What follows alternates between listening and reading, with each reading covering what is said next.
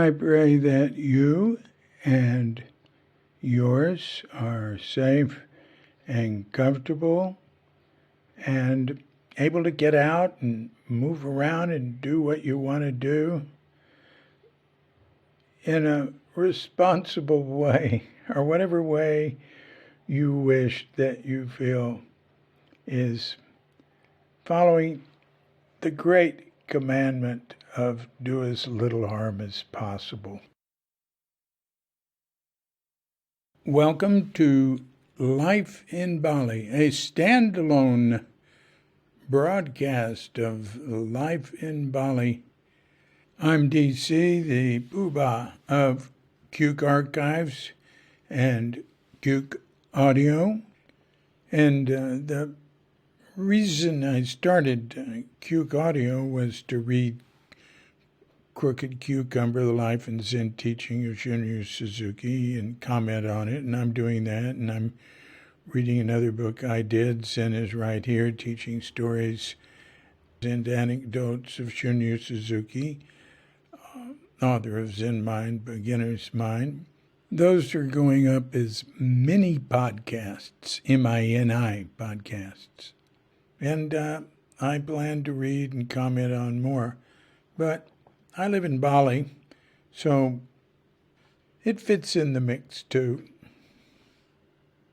So we will start off with the virus report, move on to the accident report, both with lots of tangents, and then at 46 minutes exactly, preceded by a little more classical Balinese gamelan music, we will have a nice phone chat with Bhikkhu Moneyya, who will tell us about how he got into Buddhist practice and how he first came to Bali. What I typically do with these comments like this is that when I go over them, I take some notes about stuff I should have said or to fix, or where I didn't complete the thought, or where I got off on a tangent and didn't really finish saying or even start saying what I was going to say. So I interject things in a number of places. So right now, and same thing happened last week, I think it was last week, is that it's raining now. So if you hear any rain in the background, that's where I'm interjecting something. And sometimes you can tell because the voice will be different, or it might just be obvious. But sometimes it fits in rather smoothly and you can't tell. But I don't really care, it doesn't matter. So I just stick things in here and there. I'll tell you when I care is when I'm reading a chapter. I have a different standard for that.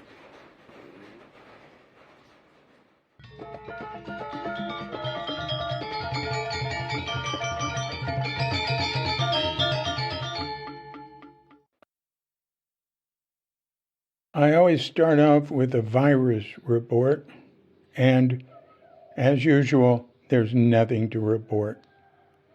There's just no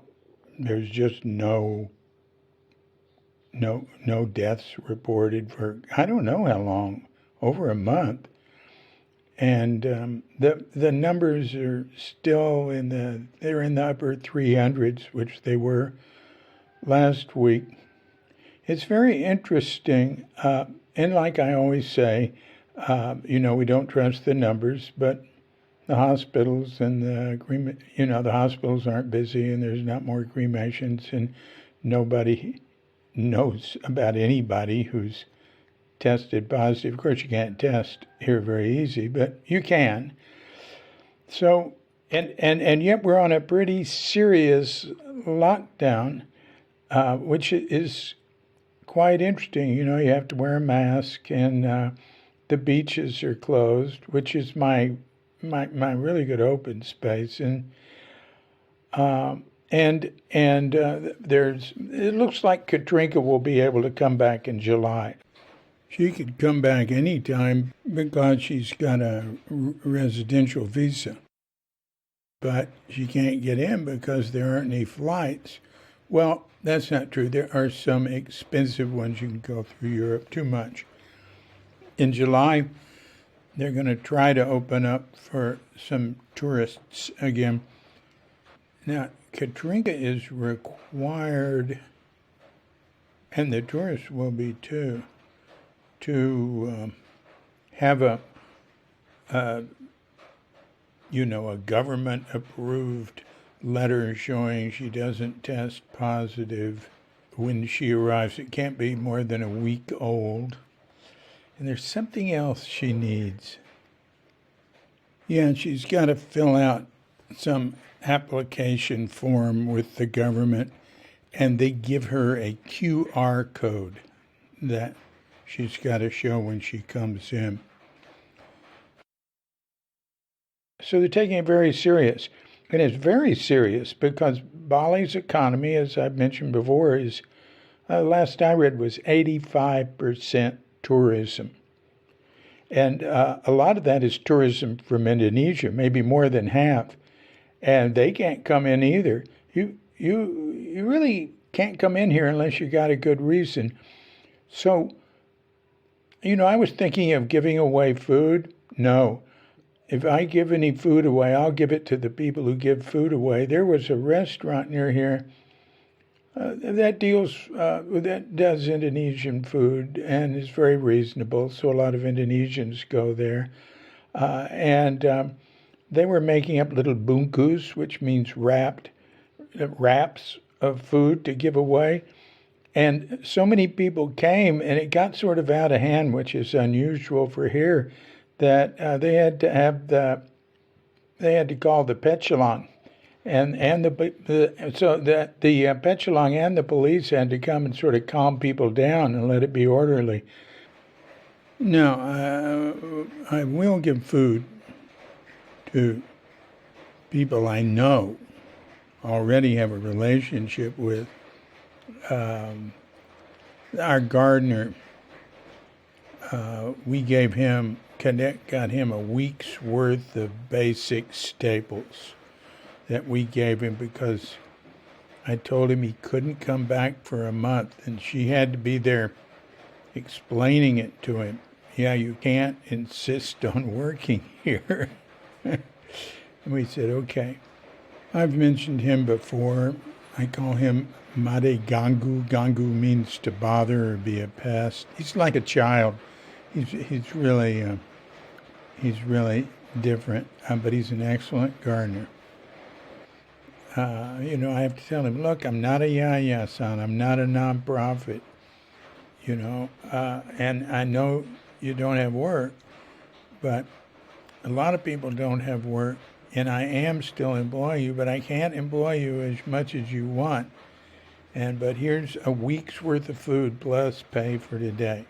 And come back next month, and we give him a date.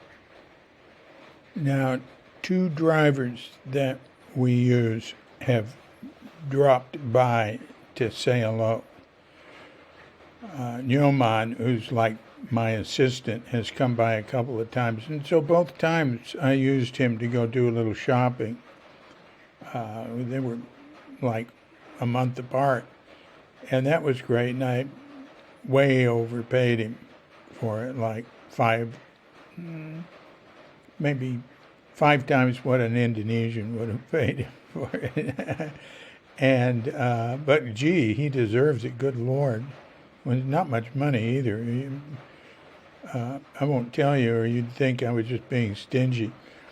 And the other is a long-distance driver we use rarely, and he's great. I think I should interview him for this. He's very articulate. He speaks really good English. He talks in Indonesian with me. He's like an Indonesian teacher. So is Nyoman. But he came by with his son, and they brought us a gift of some mangoes, my favorite fruit. I love it. You can't get it in America either because it's got some bug, so it can't be exported there. Okay, I just checked on that because I went, that's one of those things you think. Is it true? Well, I've been told that, and I don't recall seeing it there, and I've dealt in produce in America, but it was banned in America until 2007 because of fear of the Asian fruit fly, but they've dealt with that problem.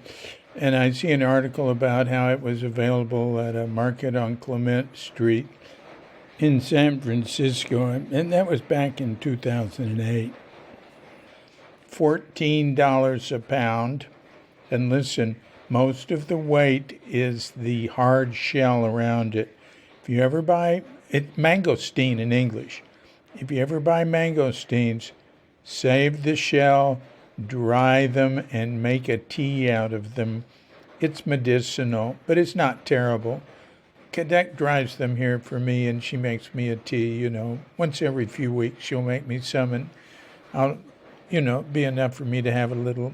You don't take much, just a little bit. I'll take a little bit every day for, 5 days. Anyway, I knew I had to give him money. After we'd visited and talked, 30 minutes, I loved talking with him. I always learn a lot. And he's a super nice guy, very cheerful and positive. We always liked that about him. Komang Sintra. I got an envelope and put some money in it and handed it to him. And that's what Japanese do. They don't do that here, but it's a nice, discreet way to give money. And gee, he sure deserves it too, my gosh. I said it was a payment for when he goes to pick up Katrinka at the airport. It was more than that, but he couldn't see it. And when he does that, he'll say, well, you've already paid. I'll say, oh no, Komang, that's expired. So I hope tourists come back because, we can't survive here if everybody, we can't. Well, we can survive, but I don't know if everybody around us is like getting where they don't have food. I mean, what will we do, huh?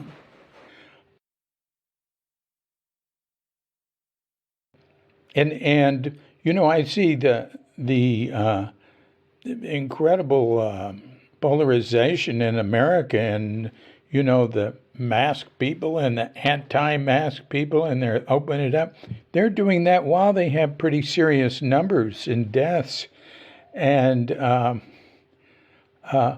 we're closed when we don't have very serious numbers. Well, there are a lot of things open here that aren't open in lockdowns in America. They want businesses to be able to stay open, but just, everybody has to wear masks and keep a distance. But most of them are closed, but some of them are open. There's some restaurants that are open and stores and this and that. But the reason it doesn't compare to America is that, like I said, tourism is the big thing here. So if there's no tourists here, that's devastating. Now, I saw the United States president on TV, and I just happened to see it for a second. He was saying that the ones who aren't opening up are not doing so to hurt the economy, to make him look bad. And then I thought, well, there's no good reason why that you can see. I mean, I think there actually is good reason in terms of what epidemiologists and scientists and doctors would say. But there's it doesn't look like there's a good reason to have everything so tight here. So I was thinking, oh, that's why they're doing it. They're doing it because they want to make him look bad. they're following along with some of these states in America. And finally that made sense, and I know why we've got such a serious lockdown. And that's really interesting. I didn't think they'd get involved in American politics. Hey, my friend Andrew M., not to be confused with Andrew A., who's also a very close friend. Andrew M. sent me a link to an article to read. It was, and this was a while ago, but I wanted to bring it up because it's interesting. On the, you remember there was this toilet paper shortage, and all the news was saying that it was sort of inexplicable run on toilet paper. People were freaking out about toilet paper. Well, this article said, well, maybe it's a little bit that, but mainly it's because when the quarantines happened and all these businesses closed and people had to be at home, there was an enormous shift from industrial toilet paper or toilet paper for institutions, which is different. There's different types of rolls, and they tend to be bigger rolls. All of a sudden, there was a glut of them because institutions weren't having people work there, and everybody was working at home, so they had to buy toilet paper for home because they were using a lot more toilet paper at home. I thought, wow, that is really interesting. It's interesting there's just jokes about that coming back. It's not a news item, but I never saw that hit a higher level of mainstream news, and it seemed to make sense. There's another thing I've noticed in the mainstream news is they're always comparing the numbers of people who test positive or who have died between countries and states. And that really irritates me. Media tends to follow media. So when people start reporting something this way, the others do too. And they sort of, they get in a groove. So they do that. Well, what I want to hear is percentages. I mean, yeah, America has more cases and more deaths than Estonia, but what about the percentage? Now, I think we're very high on the percentage. We're obviously higher on the percentage than China and India. But if they would report percentages, it would be so much a better way to compare. Every once in a while, I see that happening. But anyway, those are my two comments on media. I'm outraged. That's it for the virus report. But now it's time for the very exciting accident report. Now, when we left you last time, I had punctured my eardrum, and I was waiting for it to heal. And there wasn't much I could do. I mean, it took a little medicine at first, but mainly you just have to wait and keep it dry. And so I couldn't go swimming. And when I tried to go swimming, I screwed it up, and it wasn't worth it. It wasn't worth it. So I gave up. And I remember we were up in Ubud for some reason. I was attending a poetry slam there. I've been going to poetry slams here and participating. And so we were staying in our favorite place to stay there, a rather moderately priced place. Maybe low moderate, Krishna House. And God, I wanted to get in the pool. So I thought, well, I'll just get in and I won't get my head in. And I got in the pool and it was so nice. And I don't get in pools much, just if we're traveling or something, because we live near the beach here and it's nice swimming.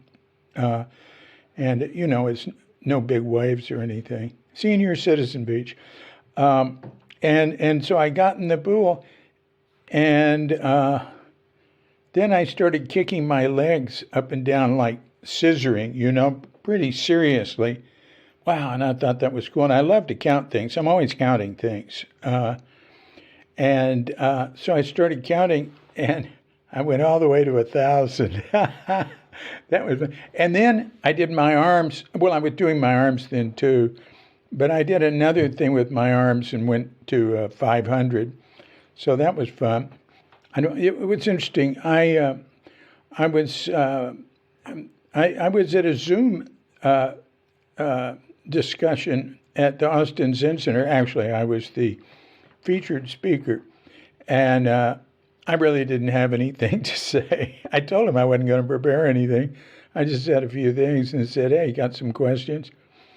And you know, a lot of times my mind just goes blank, especially as I get older. It's great. So my friend Gregory came in, who's not involved with the Austin Zen Center. He lives in Tucson, but I told him about it. Gregory and I just yap all the time. And it's just sort of, I think basically a lot of talking is just like to hear the sound of your voice. There's basically that's the real meaning of it.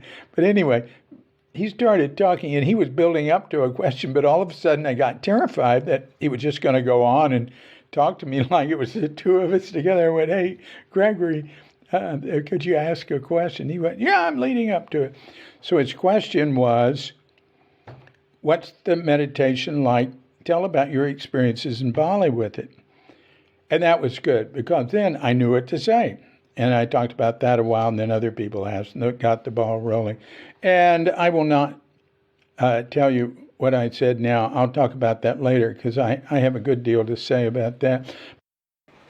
And then a lot of questions followed. Listen to the rain, huh? And one of them was something like, do I have difficulty continuing Zazen practice without being with a group and just living alone? And I said no, that I was hooked on sitting with others for a long time, years and years ago. But I've lived away from practice groups a lot, and so I've gotten used to sitting the first thing in the morning, and I like doing that. I'd like to visit other groups and sit with them, but I don't need to go every day to do it. I do miss being in a community. I wouldn't mind doing that again. I'd love it. But here, what I do is I like to get up and drink hot water and, put away the dishes or something, and then go out into the Bali and turn off the porch light. And actually, it's the gate light, out to the street. And then I walk in a figure eight. And boy, I just can't not do that. I like to get moving. And that's my first meditation is walking. And I don't walk slow. I don't walk fast. But I walk in a figure eight. And I have this chanting, may all beings be happy, and some other stuff I do. And after that, I'll sit. And sometimes, so I was saying I didn't have any trouble, but I realized I didn't have any trouble going to do that. But sometimes I want to get to work, or I got something on my mind. And so the struggle is on how long I do it. So I have to set goals then if I feel some resistance. So I'll walk a certain amount. Well, I have to walk while I'm saying this stuff, and maybe I'll say it slower. And then maybe I'll say, well, I have to go around 50 times, and I'll count that. And when I sit, if I have any resistance, I'll just give myself a counting goal, 250. And it used to be I couldn't count. I mean, way back 50 years ago, when Suzuki gave us, like for a year, he had us counting our breath, 1 to 10 on the exhalation. And I was just horrible at it. But I was really bad at it, but also I didn't feel bad about being bad at it. I didn't really care. But I swear I'd sit there and I'd go, 1. And then the next thing I'd know, the bell would ring and I'd go, oh, what happened? I don't think I was counting. Or something like that. Anyway, now I can count. And I don't count from 1 to 10 like that, because that has the same problem. I count to a high number. Like, I'll frequently set 250, count 250 exhalations. And once I've set that goal and I start, I can't quit and be against the rules. So, anyway, that's when I was talking about counting a while ago. That's because I wanted to talk about that, but then I got off on tangents and forgot about it. I count a lot of stuff. I count steps. I'll count how many steps it is from here to, for an hour. If I'm walking to the other end of Sonora or something. When I was staying in Fort Worth in the home that I lived in from 12 till, I left home. When my mother was in the convalescent home near there's a lovely walk through the woods that I would take on the way there in the morning. I'd stay there all day. I'd stay there and come back late at night. Got a lot of work done. And I ate most of my meals there because they would bring her meals and she wasn't eating. So I'd eat them. And then they'd come in and say, "Did she eat anything?" I'd say, "No, she can't because I'm eating her food." She was on her way out, and she didn't want to eat. She didn't eat for the last 2 months. I would walk from there to the Starbucks first and get some tea. By there, I mean from home. And that was about 2,500 steps. I figured 2,500 steps was a mile, I think. And I'd count that, and different things. I count here how many steps it is. Like it's about 1,500 steps to the popular grocery store. I do stuff like that. And I find it's like a meditation practice that focuses my mind on something rather than just, random thinking. It's a way to get out. It's a way to sort of deal with the thought stream, which is very demanding, Okay, moving on. Moving back to what we were focusing on.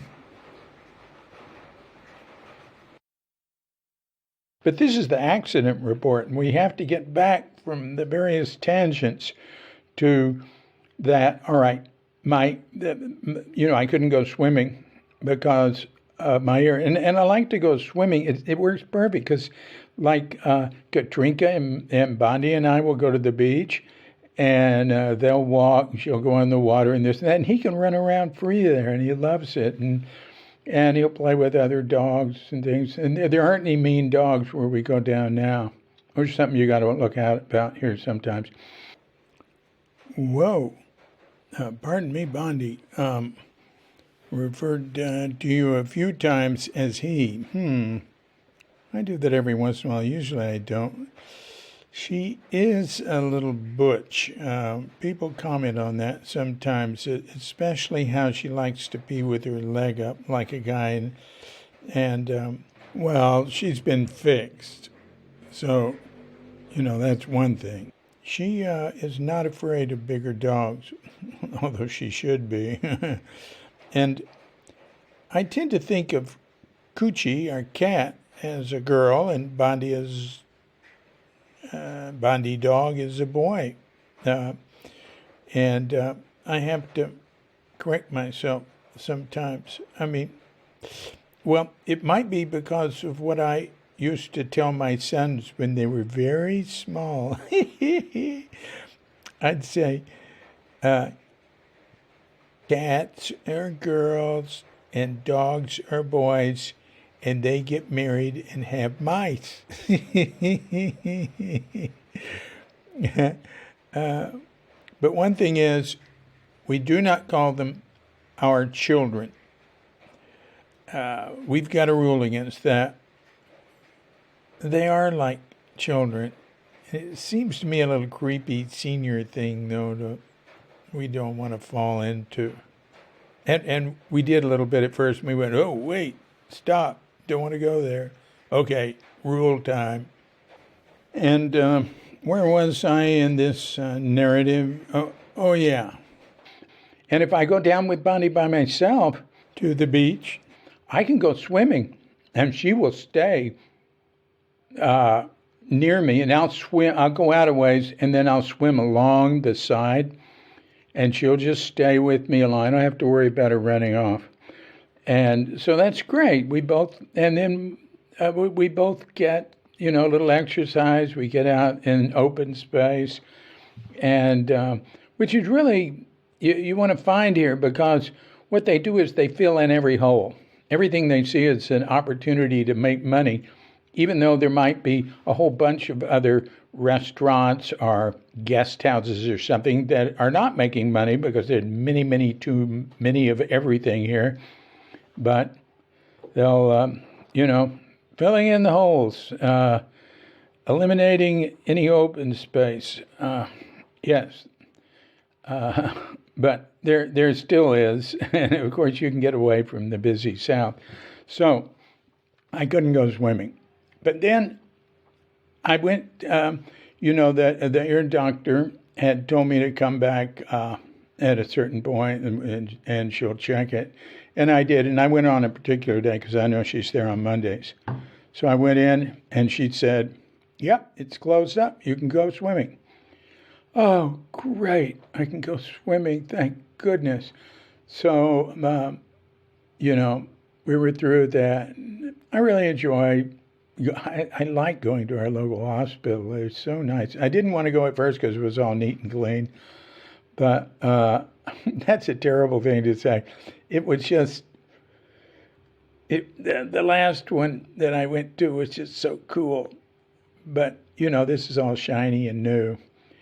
And I was worried that everybody would speak good English. And there is a lot of good English, but just when you really need it. There's plenty of people that don't speak enough, and you can speak Indonesian.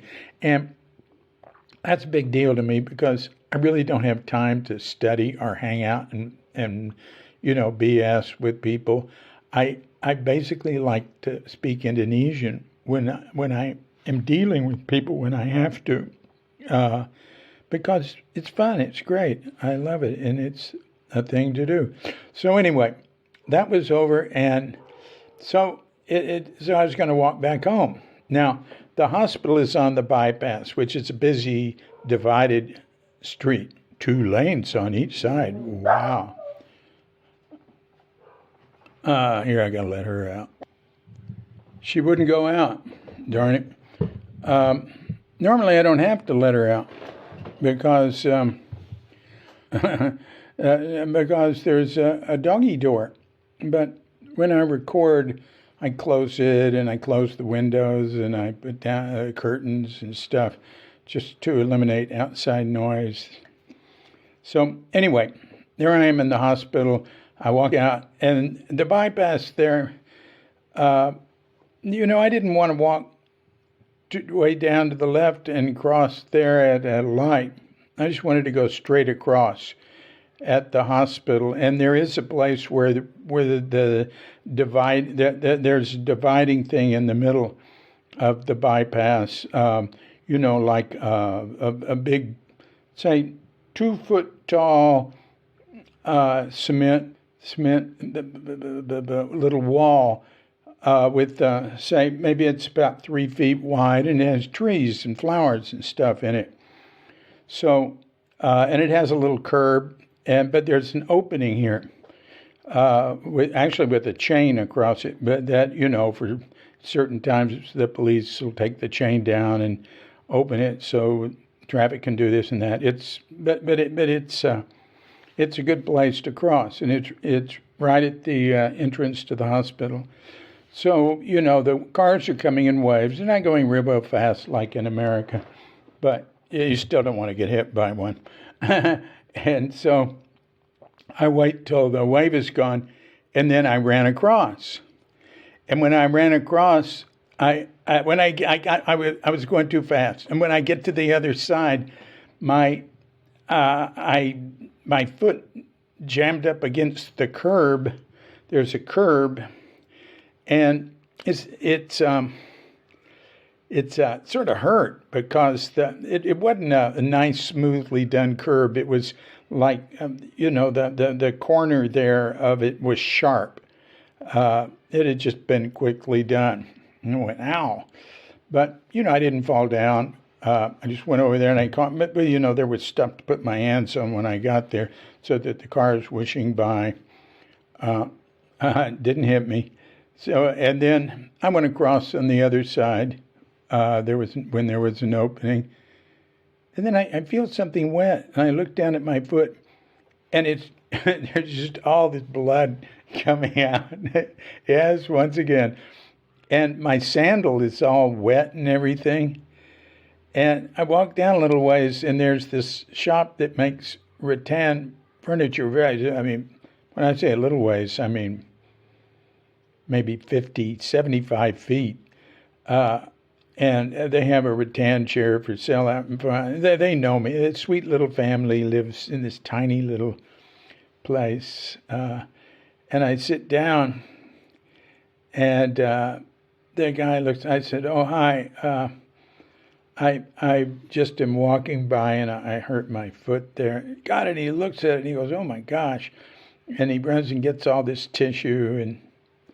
So I put the tissue there and I tried to, stop the bleeding. What had happened is that sharp curb had hit me right under the big toe of the right foot.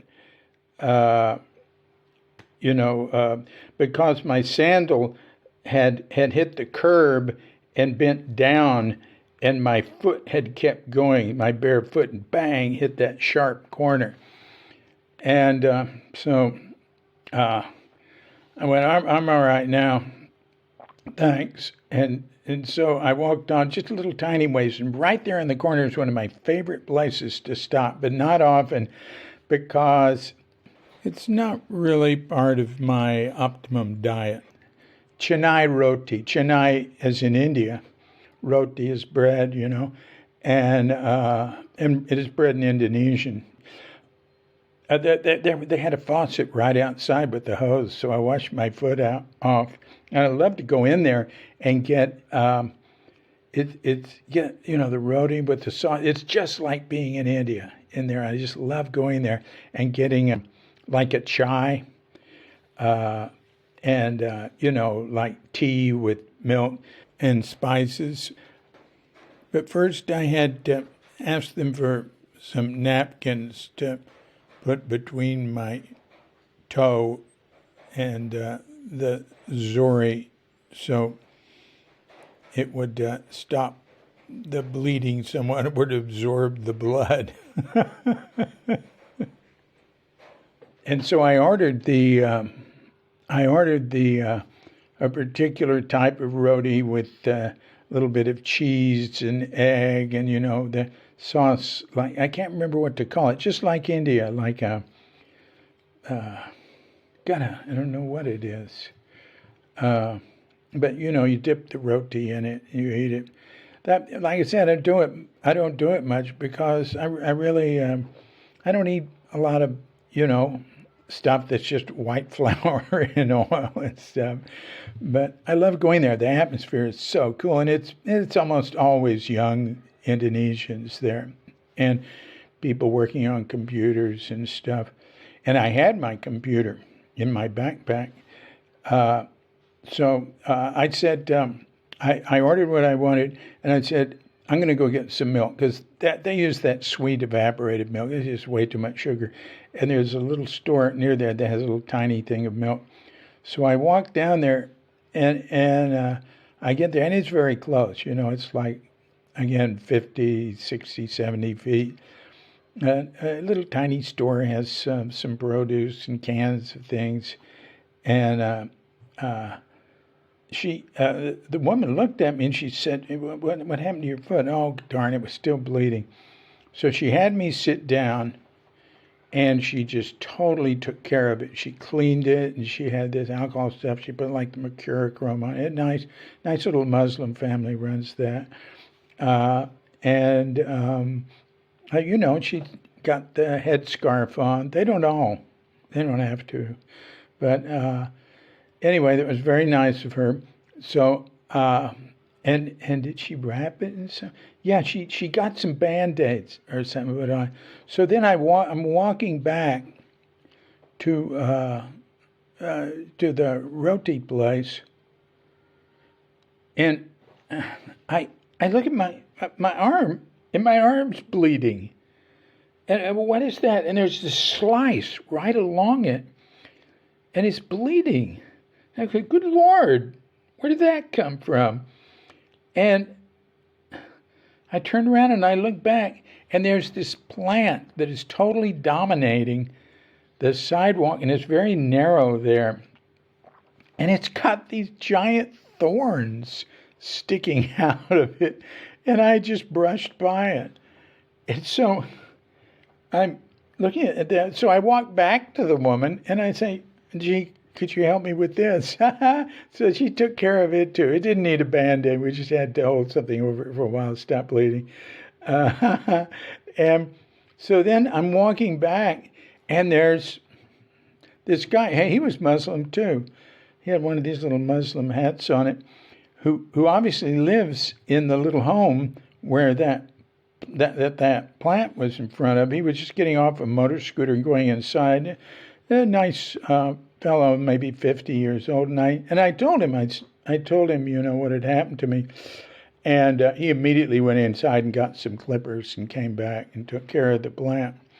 So I went and had my roti and tea, and I walked home. It's about from there it's about 15 minutes. I walked home, and so Kadek was here cleaning. And she said, I'm going to look at your foot. And she said, you've got to go to the doctor. You need stitches. I said, oh, I do? She said, look at this. Oh, yeah, I guess you're right. So I walked down. There's a clinic about 20 minutes away. And I walked down there. I could still walk. I mean, it didn't really hurt it much. Nice little clinic. It has 2 Dr. Krishnas running it. It'll be either one or the other there or on call. And if I happen to hit it on a holy day, they'll be in formal white attire. But there's a big pura out front. Pura is temple, but they use it for little tiny altars. So the one out front is what size would that be? Well, it's probably about 6 feet tall and maybe 5 feet wide. It, has like different levels and things like that. There's no statue on it. They don't tend to use statues that much, not like India. I mean, there are some, but they're just as likely to be like sort of guardian deity type statues, or you just don't see a lot of typical Hindu-like statues. And yeah, I needed stitches, and it was, it really hadn't stopped bleeding or stuff. They all wrapped it up and everything, and they said, look, don't walk home now, just take it easy. So I called Nyoma, the Bemo driver, the little Volkswagen. This was back like in December, before things closed down here. He drove me out, but the last thing they said to me, be sure not to get it wet. I said, I can't go swimming. I was just getting ready to go swimming. I haven't been able to go swimming for several months. No, it'll be a week. You can go swimming in a week.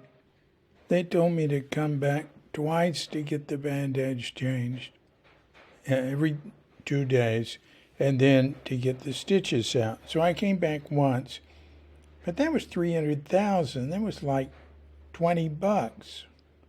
No, it's $315,000. Yeah, it was about $20. And so I didn't go back. And then, after a few days of that, I left that on 3 days. And then I just took it off and let it be in the air. It was fine. and then I waited till the 8th day when Kadek was here, and she took my stitches out. Katrinka didn't want to. She went, yeah, no. So that's the end of the accident report. It did heal, and after a week, I did go swimming with Bondi and with Katrinka, and it was very nice. Stay tuned now for Bhikkhu Moneyya.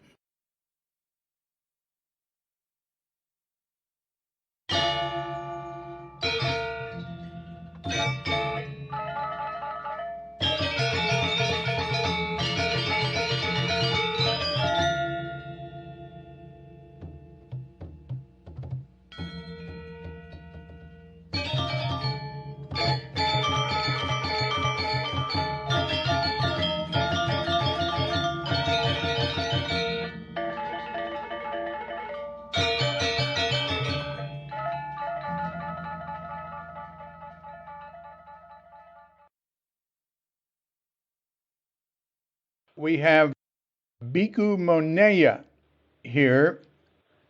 He's been a pretty close friend of Katrinka's and mine for a few years.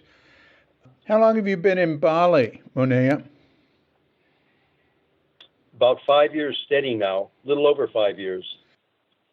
And then several visits before that. Oh, yeah, yeah. Where I came and left. Yeah, I think, gosh, yeah, we met you at least 5 years ago. Something like that, yeah. Yeah. Well, you've got an interesting story. Why don't you just give us a little synopsis so people know a little bit about you? Well, of course, born in the U.S., 1946. Where? Kings County Hospital, Brooklyn, New York. Oh, wow. No kidding. Because my father was in the Army then. Huh. He was an MD, medical doctor in the Army. Where'd you grow up? Cleveland, Ohio. That's what I thought. Went to school north of Chicago. Yeah, went to school north of Chicago. Where did you go to school? It was private school, Lake Forest Academy. Pretty nice school. Is that a high school? It was, yeah, college prep school. Huh. Did you go to college? Year and a quarter. About 1 year at Stanford, and then I transferred to University of Otago in Dunedin, New Zealand. Wow, you went to Stanford, and yeah, you've told me that before, and then New Zealand. Yeah. Wow. How long were you in New Zealand? Total of about 5 or 6 months. Then I dropped out. In terms, you've got a pretty long spiritual path. How'd you get on that?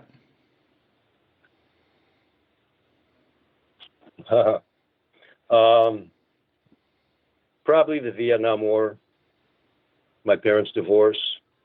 Those are the two major factors. And then, of course, that was kind of back in the 60s. And, of course, I was influenced by Kennedy's assassination. That had a big effect on me, and then the whole Vietnam War thing and the protests and the hippie movement, that had a big effect on me. Yeah. And of course, I did my drugs back in those days, and that also had an effect on me. Some of it positive, some of it not so positive. We were searching back in those days. We were searching for something more meaningful, and sometimes we got off on a little bit of a tangent, but, hey. Yeah. Anyways, I stuck with it, and eventually after a few years of drugs, I just kind of came to the conclusion that wasn't going to bring me to any kind of a fruitful goal. When you say drugs, what are you referring to? Primarily pot, acid, and I was also shooting some speed at that time. Ouch. We didn't have meth back then. Yeah, but I didn't do a lot of that. It was mainly just getting stoned about five or six times a day, with hashish. Because that's what that's where I started, smoking was back in when I was in Israel, living on a kibbutz actually. Oh, right. So right, you were. Yeah, I lived on two kibbutzim, and how was that? It was good, but I mean, I think in the long run, the moshav, which has been a more of a capitalistic type of venture, has proved to be a little more successful. Although, it wasn't anything. I mean, it was communist, but it certainly wasn't a dictatorship in that sense. Yeah. And it was a good experience for me, but it wasn't. I wasn't cut out for it, and I went to live in Israel as a Zionist, but that was a bit of a disillusionment for me. That's why a couple of my poems have expressed that. One particularly about the situation in Gaza. Uh-huh. But we're not. That's possibly a topic for another day. Uh-huh. Anyways, after that, I became very disillusioned. I felt that, because originally I went to Israel because I felt it was living up to an ideal, where humanity had learned its lesson, as a result of the Second World War and what happened to the Jews in the Second World War. And I figured that, they've learned something. They were living by a higher standard. And when I got there and I realized that they weren't, that they were just human like everybody else, and they had their defects, and in some cases, maybe more defects, since I came across a certain arrogance that turned me off. Then wait a minute. I got into drugs. Yeah. At that point, well, wait. That's when I want to go back to the kibbutz, because you've told me a little bit about it. Kibbutz. Kibbutz is talking. Kibbutz is a way of life. Well, so how did you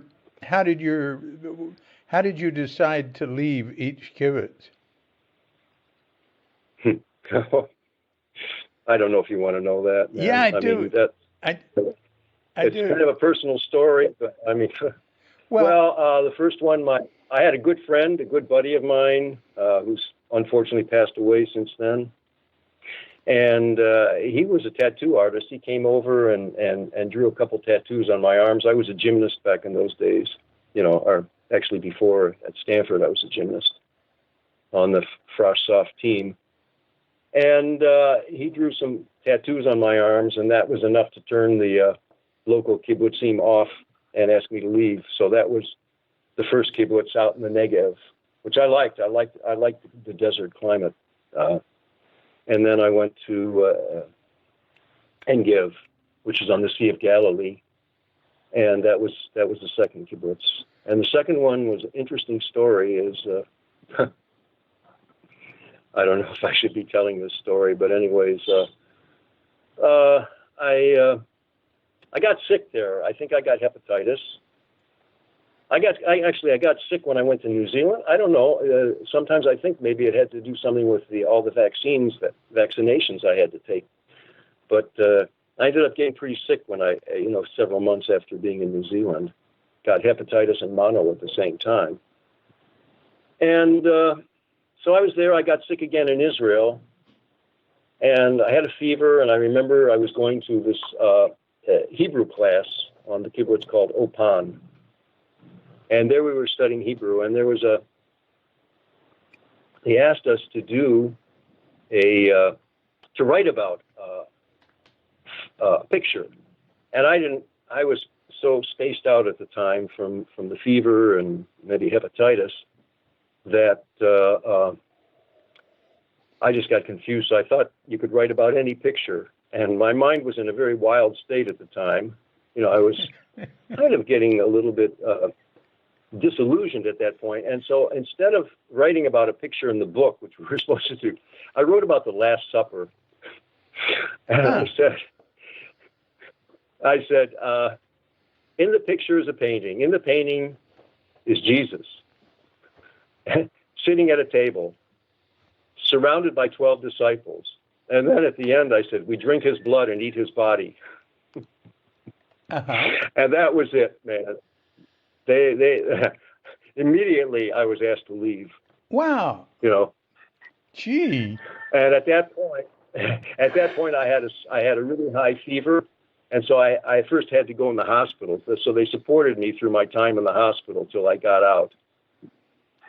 And I guess that was the beginning of political correctness, because I was probably one of the most politically incorrect persons you could imagine. Yeah. And I guess that's kind of my story, being politically incorrect. Yeah. But and some of my poems also express that. Yeah. I mean, yeah, I believe in the Me Too movement. I think Me Too means Me Too egoless, not Me Too ego. We should also learn. We all need to learn that it's not about just me. It's about us, and it's about life. Life is about learning how to not think about yourself, but actually, how can you get into samadhi if you're only thinking about yourself? Because to attain jhana, to attain samadhi, you have to be able to focus your mind on a single object, your meditation object. Mm-hmm. So it's not Me Too at all. It's meditation too. It's putting your entire being into that one thing until you get absorbed by it. So how did you? What was your spiritual path? How did all this lead to that? Well, being on drugs, it exposes you to some. It's like when you take drugs, you have an angel on one shoulder and a demon on the other shoulder. And sometimes the angel talks to you and you listen to it, and sometimes the demon talks to you and you listen to it. Mm-hmm. Well, during my drug days, I ended up listening to both, but I think in the long run, I think the demon got the better of it, got the better of me. And that's why I eventually decided to quit, because I could see that it wasn't leading me in a good direction. I was developing a lot of bad habits, like lying and stealing and threatening people. And that's what happens, man. If you get deep enough into it, and I'm not just talking about like some people, they come home after a hard day of work and maybe they smoke a joint. But for me it was like a more of a dilemma, a life dilemma that I was dealing with, and my way to do it was just. I guess my modus operandi was I'd rather die. I'd rather be, blow my mind than go to Vietnam. That was my approach. I'd rather blow my mind with drugs than go and kill people and be killed in Vietnam. I just didn't want to. I didn't want to be part of that. Now I've changed a lot. I have a lot of respect for the people who went to Vietnam. I really do. And I have a lot of respect for the people who serve our country. But I don't respect the leaders' choices. They're doing their job. They're a soldier. They're only doing their job. I mean, of course, there is a certain point at which people have to ask themselves, am I doing the right thing? But if you've undertaken this, and this is your job, and if you believe in your leaders and what they tell you, then maybe they have some blame, but the majority of the blame doesn't fall on them. Yeah, they're right. innocent. Right. Well, so how did you get into your spiritual path? I got to the point where I just couldn't take drugs anymore, and I had met some friends, and I was with my French girlfriend. We were living in the gypsy caves of Granada, Spain, in a gypsy cave there, and I'm trying to figure out when I met them. I think I met them on the way. We split up at that point, And she went back to Paris, and I decided to travel to Bern. I'd met somebody. I remember what happened. We were going down on a boat to, I think it was Tangiers, from the southern point in Spain. There's a boat that goes there, but they wouldn't let us in. They wouldn't let any of us in because we had long hair and knapsacks, and they'd already had enough of the hippie movement in Morocco. You know, everybody going there to get stoned. So that was back in the 67, something like that. And they were they were getting fed up with it, and so we got turned back. And then I met then I talked with this couple from Bern, Switzerland, and they invited me to come there, and I thought it was a good place since I knew German. But anyways, I went there because I thought it was a good place to go. I could speak the language, more or less, and it seemed like Switzerland seemed like a good place. At that point, I had my fill of drugs. I said, "That's it. I'm finished. I don't want any more. You know, I don't like the direction that I'm headed. You know, I had suffered from, you know, it wasn't just the drugs, man. It was the lifestyle. You know, it was like getting into, I don't know, Satanism, black magic, and I mean, you know, like the mind gets into a very dark place, man, and you want to harm others. It's not like you're practicing loving kindness, you know. It's like if you do enough of this stuff and you hang around with the wrong people long enough, you're going to get influenced, and that's what happened to me, you know. And I started to go down a very dark path. Yeah. So how did you get out of going down the dark path? I went to Switzerland. I got off drugs, and then when I was there, I met the father of one of the girls that I'd met traveling, who invited me to come there to Bern. And her father was interested in Buddhism. And he gave me some books. He gave me the Dhammapada, and he gave me the, 1,000 songs of Jetson Milarepa. But mainly it was the beginning.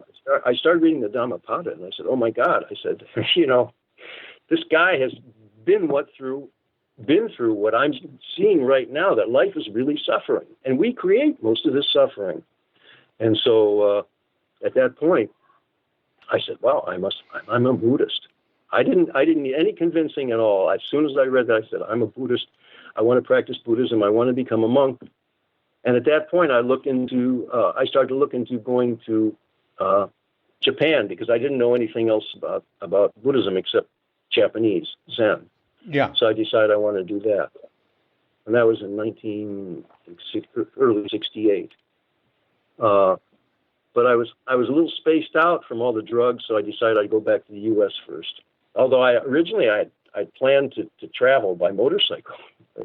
Interestingly enough, from Switzerland and get a motorcycle, a BMW, and drive all the way down through Africa. I had wild plans at that point. And I don't know if I'd have done it. I don't know if I'd have made it alive going through the Sahara Desert on a motorcycle. God. But instead, you know, I decided I better go back to the U.S. because I was really, really spaced. And I needed to rest my mind and my body. You know, because I was strong when I was young. I was a gymnast and I was a wrestler. But after doing drugs, it really took something out of me. I just felt like I still had physical strength, but I lost my vitality and my memory to some degree. So when I read about Buddhism, I said, "Wow, life really is suffering, you know, and we create this suffering." And I believed what the Buddha said. I said, it makes sense to me. You know, it wasn't just that I believed. I said, well, I believe in the Buddha because he was a great being, an enlightened being. No, I believed in the Buddha's teachings because it made sense. Because I said, yeah, he's right. It is suffering. And look at what we're doing to each other. And I mean, the Vietnam War, man, really had a deep effect. And also Kennedy's assassination. I couldn't get over it. You know, that we would just go over there and kill millions of people. And then the Time magazine, I don't know if you can remember the cover of Time magazine with this nude, a young girl running down in a village somewhere in Vietnam. Well, of course, I remember that. On fire with yeah. napalm on it. So that kind of stuff. And then calling these people monkeys, calling them monkeys and then showing that kind of stuff. It was so humane. I'm getting off on a tangent.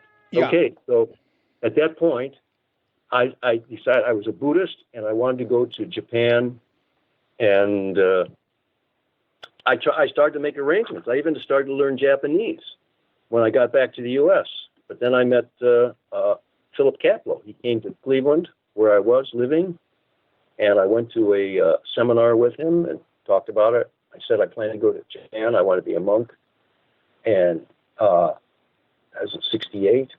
And he told me, he said, you don't need to go to Japan. You can come to Rochester, New York. So I did. That's how I ended up, becoming a Zen practitioner. That was in end of 68. So I don't know. I mean, I can go on from there to the point where I became a Theravada Buddhist monk. But I don't know if you want me to go on with this story or not. Yeah. Yes? Yeah, go on. Okay. Hope you're going to have time for the poem. Moneyya, I don't have to. I can cut this up. Yeah, okay. You do what you want, man. Like I can only put so much on a podcast. That's right. Yeah. I mean, I can put it as long as I want, but I won't. But it's all good, okay. And I can use it later. Go ahead. Keep going. Go ahead, cut me up, see if I care. Yeah. Yeah. So, I was with the Zen Center off and on for about 11 years, and then gradually drifted away. Had even been a Buddhist monk there, became a Buddhist monk, but that didn't work out very well. There's one other person, and we became the first Buddhist monks there. But I mean, I'm not going to get into that. I'm just going to say for about 2.5 years, I was a Buddhist monk at there, and also somewhere else up in Canada for a while, and at the Montreal Zen Center there. So after that, I drifted away. I started my own business. I met a woman and lived with her for about 11 years, and started a cleaning business, which was pretty tough on me physically. Doing that work with a lot of heavy chemicals. And after that, I quit and we separated. And then later I went down to live in an ashram because I felt like I needed something to heal my body. And I thought yoga was a good way to go. And I still think yoga is a good way to go. I love doing hatha yoga, and I think personally pranayama would be probably, if people are concerned about coronavirus, they can start doing pranayama, but that's only my opinion. So I moved down after I sold my business. Fortunately, I was able to sell my business and move down from Rochester to Central Virginia, where the Yogaville was. That's what they called it, Yogaville, Satchidananda Ashram, Swami Satchidananda. And I was there off and on for quite a few years. And that's where I met my wife, who was actually a very talented and gifted person, and that's part of what attracted me to her was her gift. She had a gift. She was able to teach yoga to children with special needs. And she started with her own daughter. And she was like very skilled and very creative, and she'd written a book, and I translated her book, more or less. From what language did you translate her book? Portuguese. I'm sorry. She was Brazilian, so that's why I spent about 6 years off and on in Brazil with her, and I was totally dedicated to her yoga school, and what she was doing was helping kids with special needs. I thought it was such a beautiful thing. Because my youngest brother had special needs. And it seemed to me like, and I saw how my brother suffered from all the drugs. Now I think nowadays, they could at least have given him CDB or marijuana instead of all. Was it? I believe him. It just turned him into a vegetable. And so for me, this meant a lot to me. I spent about 11 years with her, and I helped her with her business, at least especially in the beginning, especially by translating her book and self-publishing her book. What's the name of the book? Yoga for the Special Child. Is it still available? Yeah, still available. You can get it at Barnes & Noble and Amazon and, 2 places. Yeah. And, she's a gifted person. I watched her. I said, it's like she was like a miracle worker. And she had this ability to sense a children's needs, and she could communicate with these kids. I saw her do the most amazing thing one time in New York at a teacher training program that she was doing, where she actually worked with these kids. They were all HDH and all hyper. What does that mean? What does that mean? Like I don't even remember now, but they're all hyperactive, very hyperactive. Yeah. And she took about a half a dozen or maybe 7 or 8 of these kids together. She'd never worked with them before, and I wished I had a camera to photograph it. And just by doing yoga and being able to react with them, to kind of really feel where they were at, she could just put herself in their shoes. She was able to get them to quiet down and listen to her and actually start doing yoga. And by the end of the yoga class, it was amazing. It was absolutely amazing that these kids were all lying on the floor in deep relaxation for about 10, 15 minutes. I mean, can you imagine? These are hyperactive kids. To get them to sit down is almost impossible. And she had them doing yoga and lying on the floor. And the parents were actually crying. It was an amazing thing. So anyways, I'm very happy. I mean, things didn't work out with us. And ultimately, I went to Burma from the ashram. And I went there for about 8 months, and I had a really good experience there. And then after another year, my wife and I divorced. And I still have the highest respect for the work she's doing, and I support her. I think it's beautiful work. I think this is the kind of work we need to do. Not through medication, but through meditation and through yoga and. Yeah, through natural food, of course. Mm-hmm. So, and then I had a really wonderful experience there, and I met my teacher, Pawat Sayadaw. I was ordained. Where were you? My Upajjhaya. That was in Malamyain. How do you spell that? How do you spell that? Well, if I can remember, Malamyain, M-I-Y-N-E, Mal, M-A-L. Malam, A-M-Y-I-N-E. I hope I'm right. Don't count on it, though. Malamyain, and that was Pawat Toya Monastery. It was great. And it wasn't easy. I lost a lot of weight. Ultimately, when I came back there, and I was up in there was another branch up in the north, and. North of where? In North Myanmar. After we divorced, I came back there, and I spent most of my time up in the northern monastery, Pawat Sayadaw, because he was living there. And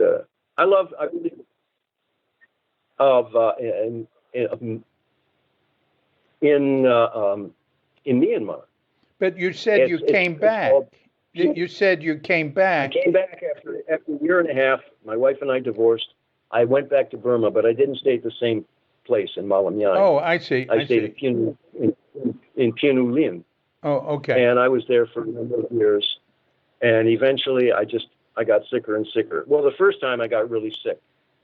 That was down in, that was the second time. Sorry. The first time I was there for a number of years. I came back. I was in Malamyain. And I lost weight. I got down to about 45 kilos. And when I got to I finally, even the doctors there said, you have to leave. We can't handle your situation, because they didn't know what was happening.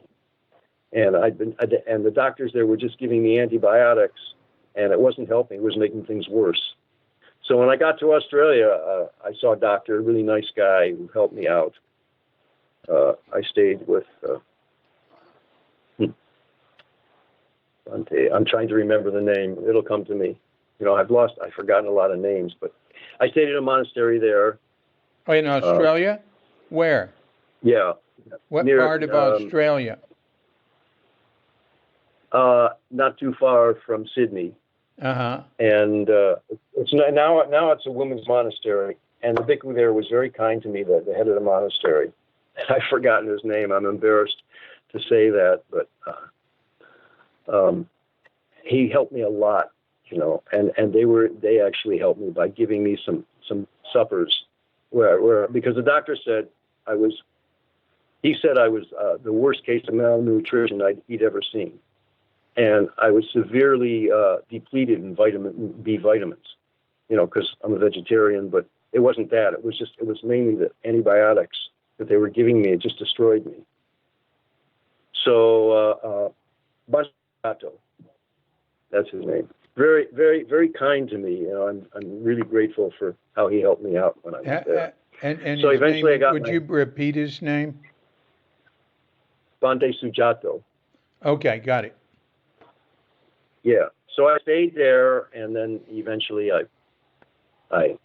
traveled around after that, after I was healthier. I met my mother, who I hadn't seen in 35 years. Oh, my God. And she was living in Australia at the time. Yeah. Oh. So that was pretty cool.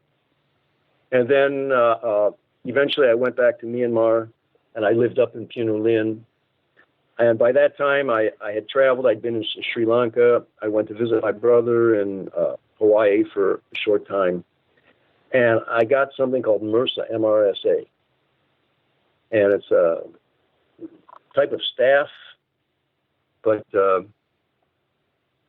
it keeps on coming back. At least it did for me.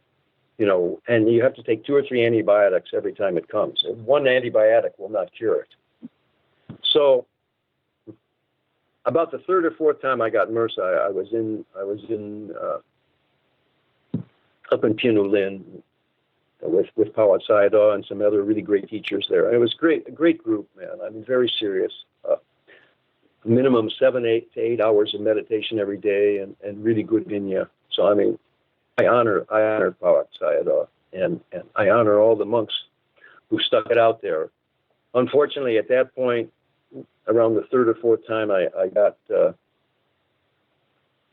MRSA, I got fed up. I said, I want out. I was just tired of getting sick and having to go on antibiotics all. So at that point, I went with a friend who was there with me, a layperson who was really kindly acted as my tapia at that time to help me out. And we traveled together to the Philippines and stayed at a church where they did psychic surgery. So I was there. We were there for a month, and yeah, I actually got some benefit. I don't know how much truth there is to it. The actual truth of actually their hands going into your body. Although certainly, I can say I got some benefit from it. I mean, that's the bottom line. Does it help you or not? And it did help me. And I actually, later on when I went back there, I actually read the Bible a couple of times, the entire Bible. And that was really an insightful experience as to see Christianity and Judaism from the view as a Buddhist. But that's another story. Thank you, Bhikkhu Moneyya. We'll have him back next week for Life in Bali, where he will continue his story up to the present day.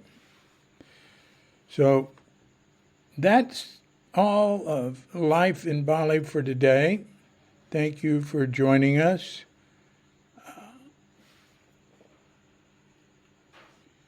Until we meet again, this is DC Puba of Cuke Archives and Cuke Audio, wishing you a grand awakening.